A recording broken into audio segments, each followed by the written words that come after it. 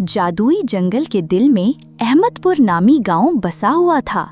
ऐसा गांव जिसकी कोई मिसाल ना थी।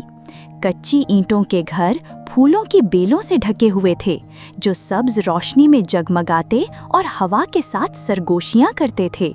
लेकिन एक रात वो सरगोशियां बदल गईं। फूलों की बेलें, मेहरबान बनो वरना हम मुरझा जाएंगे। 9 साला तारिक और उसका बेहतरीन दोस्त आमिर सबसे पहले ये आवाजें सुनने वाले थे। उनकी आंखें फैल गईं। कुछ जादुई और खतरनाक होने वाला था। अगली सुबह जब सूरज ने जंगल को सुनहरी रोशनी में नहलाया, तो दोनों लड़के अहमदपुर की गलियों में दौड़ते, खेलते और हंसते रहे। लेकिन जल्द ही वो 2 गांव वालों को जोर से झगड़ते देख बैठे। गुस्से भरी आवाजें फिजा में गूंजीं और अचानक उनके घरों पर चमकती बेलें सियाह हो गईं, सूखकर कांटों में बदल गईं। तारिक हैरान, आमिर देखो बेलें ये मर रही हैं। आमिर हैरत और फिक्र से, ये ऐसे हैं जैसे ये गुस्सा महसूस कर रही हों। पूरे गांव में झगड़े फैल गए। बच्चे छेड़ते, बड़े चीखते और हर सख्त जुमले के साथ मजीद फूल मुरझाते। वो गांव जो कभी जादुई था, अब एक डरावनी परछाई में बदलने लगा। राज को सुलझाने के अज़्म के साथ तारिक और आमिर शाम ढले दबे पांव निकले, आखिरी चमकती बेलों की मदहम सरगोशियों का पीछा करते हुए। जंगल गहरा होता गया, हवा सर्द होती गई। अचानक वुश, एक बेल लपकी, उनकी कलाइयों को लपेटते हुए उन्हें एक कदीम दरख्त की तरफ खींचने लगी। सरगोशियां करती बेलें, सिर्फ नर्म अल्फाज अहमदपुर को बचा सकते हैं।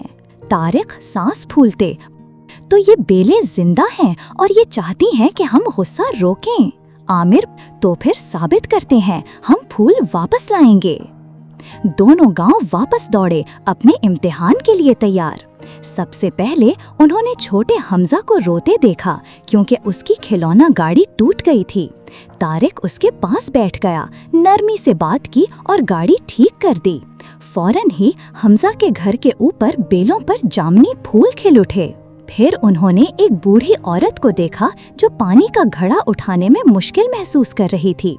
आमिर भागकर मदद को गया, मुअद्दब अंदाज में बात की। उसके छत पर चमकते पीले फूल फैल गए। हर नेक अमल के साथ बेलें मजीद रोशन हो गईं। अहमदपुर के घरों पर रंगों की लहर की तरह फैलती चली गईं।